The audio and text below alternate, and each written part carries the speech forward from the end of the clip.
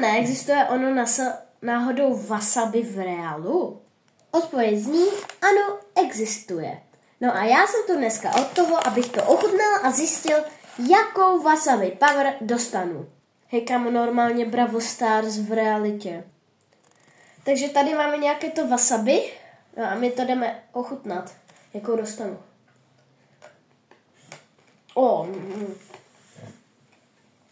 Aha. OK.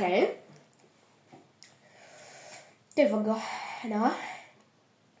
To bych dal tak jakože extra hot. To bych dal tak jakože 2 ze 4. Ochutnáme ještě jedno a uvidíme. Teď tu máme ještě nějaké větší.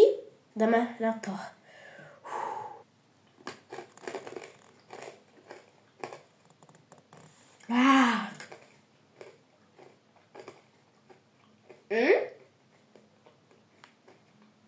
Tak tohle bylo reálně, to bylo tak hot.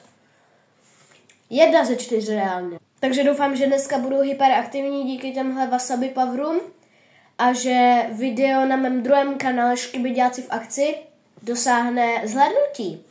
To bude určitě ta wasabi power. Takže uvidíme se příště, možná u dalších ochutnávek. Čus.